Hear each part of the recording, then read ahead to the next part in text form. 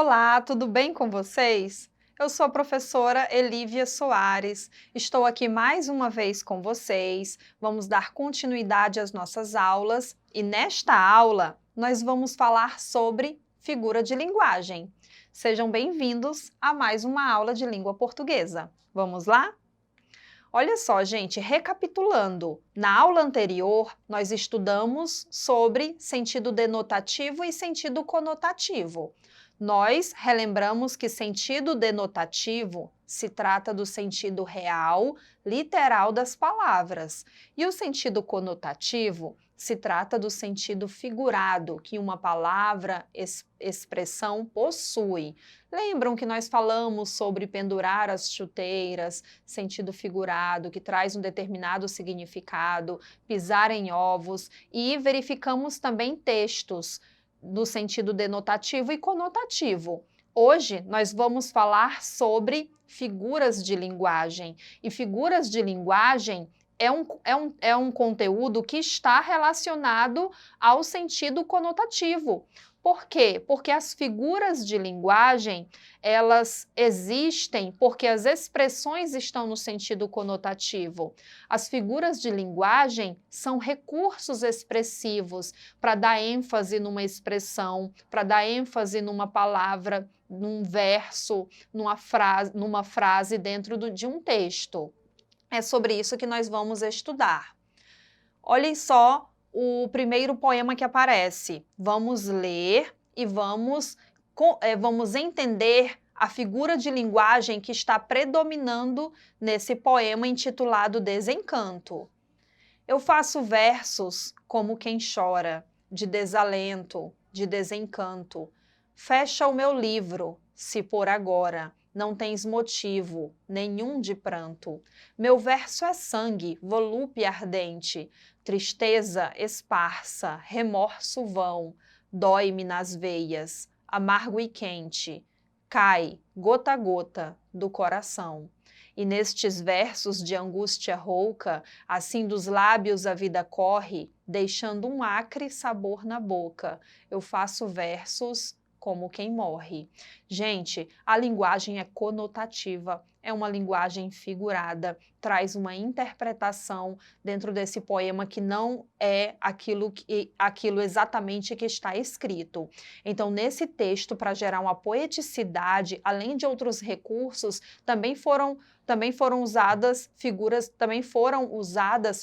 de linguagem. Observem o primeiro verso da primeira estrofe. Eu faço versos como quem chora.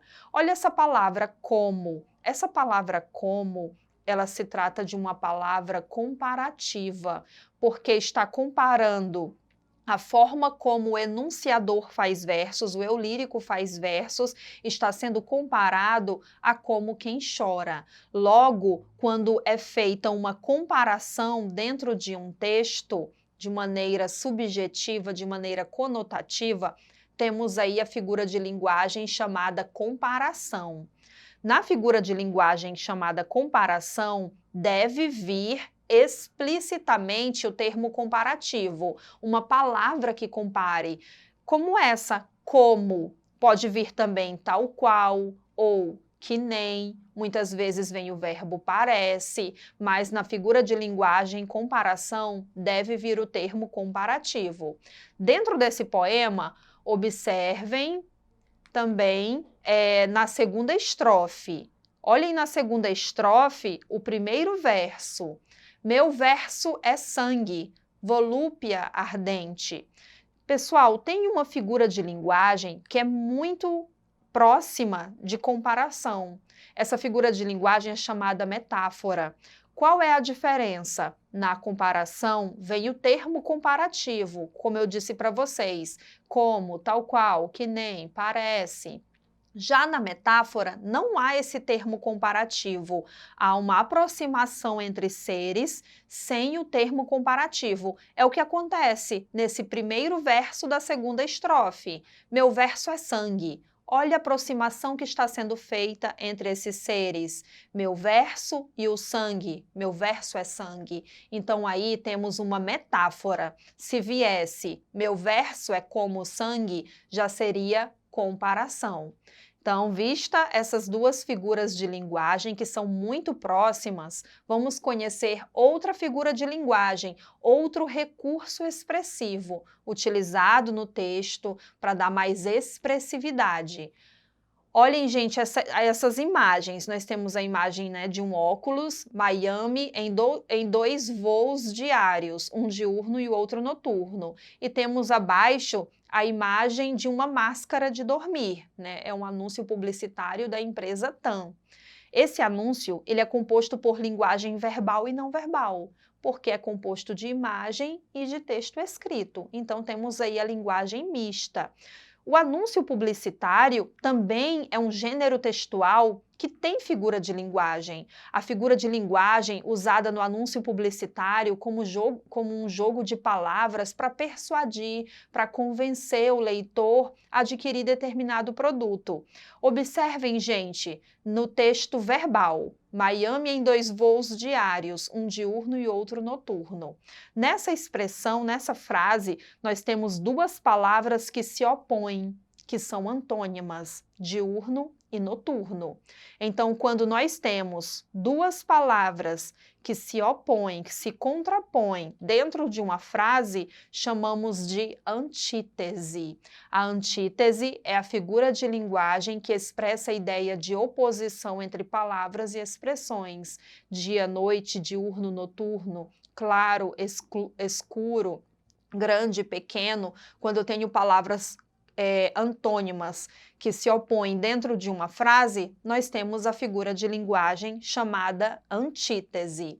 Então vamos lá, conhecemos a comparação, conhecemos a metáfora e a antítese, que são figuras de linguagem que vocês também já estudaram na série anterior. Agora vamos conhecer outro recurso expressivo. Lembrando que as figuras de linguagem, elas não podem ser analisadas no seu sentido denotativo, no seu sentido real, literal. As figuras de linguagem, você tem que observar a expressividade e entender o sentido delas por trás de determinada expressão. Vamos para mais uma figura de linguagem. Fofoqueira não, querida. Eu sou produtora de biografias orais não autorizadas. Ela continua sendo fofoqueira, só que ela usou um termo diferente. Ela usou dizendo que ela é uma produtora de biografias orais não autorizadas, ou seja, ela fala da vida das pessoas sem as pessoas permitirem. Ela continua sendo fofoqueira. Só que ela usou uma expressão mais suave, que não deu de entender diretamente que ela é fofoqueira. Ela suavizou, deixou mais branda essa expressão. Então, tem uma figura de linguagem que trata de suavizar uma expressão para deixá-la menos desagradável, que é o eufemismo. O eufemismo suaviza, deixa uma expressão mais delicada. No lugar, por exemplo, de dizer que alguém morreu, uma pessoa diz que, no caso, né, uma criança virou estrelinha, ou outra pessoa foi morar no céu, usa outras expressões para não usar a palavra morrer. Quando você utiliza outras expressões, deixando mais delicado, mais brando, mais suave, você está utilizando de eufemismo. O eufemismo é muito importante também, não só como figura de linguagem, mas nas relações sociais, para a gente se comunicar e tornar as expressões mais leves, para que a outra pessoa não entenda de uma maneira, você não fale de uma maneira mais desagradável, mais pesada. Ao eufemismo. Vamos agora para mais uma figura de linguagem. Observem aí essa tirinha, essas personagens muito conhecidas, né? Nós temos aí o Zé Lelé, ele está se olhando no espelho no primeiro quadrinho. No segundo quadrinho, chega o Chico Bento e diz assim: tá se olhando no espelho, Zé Lelé? E o Zé Lelé responde: eu não, ele que tá aqui me olhando. Gente, olha essa última parte. O Zé Lelé diz, ele que está aqui me olhando, o espelho olhando para ele. Me responda uma coisa, espelho olha? Não, espelho reflete uma imagem, espelho não olha. Olhar, ver é uma característica dos humanos, né? De alguns dos animais também, mas dos humanos. O nome dessa figura de linguagem, quando eu dou uma característica humana a um ser que não possui aquela característica, é chamada de personificação, que também é chamada de prosopopeia. Personificação ou prosopopeia são sinônimas, se tratam da mesma figura de linguagem, quando eu atribuo características humanas a um ser que não tem aquela característica, que é como o Zelelé faz. Ele diz que o espelho está olhando para ele, mas o espelho não olha, ele reflete, ele está refletindo a imagem do Zelelé.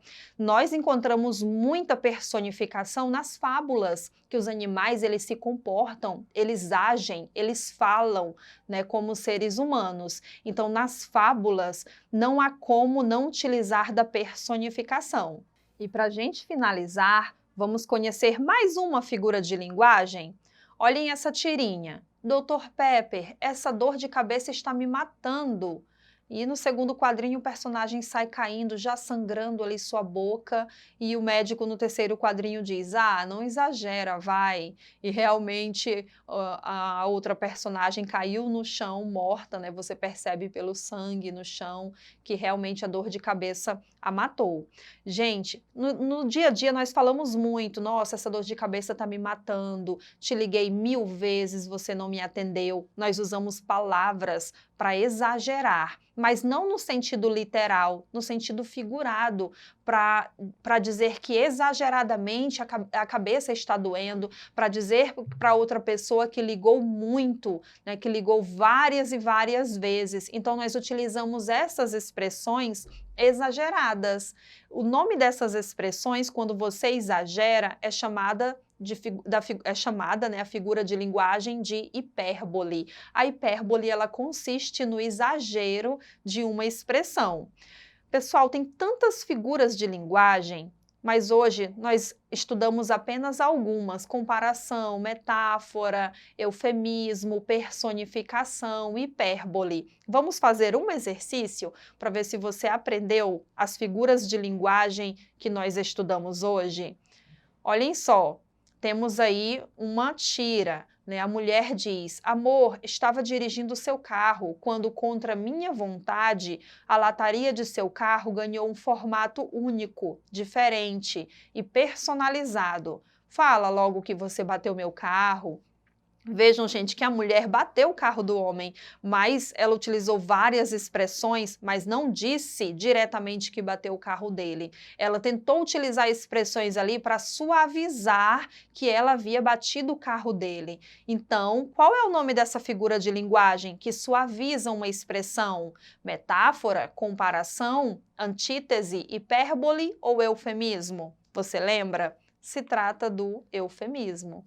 Espero que vocês tenham entendido a nossa aula de hoje e revejam novamente essa aula, acessando o portal Eduque Acre. Obrigada!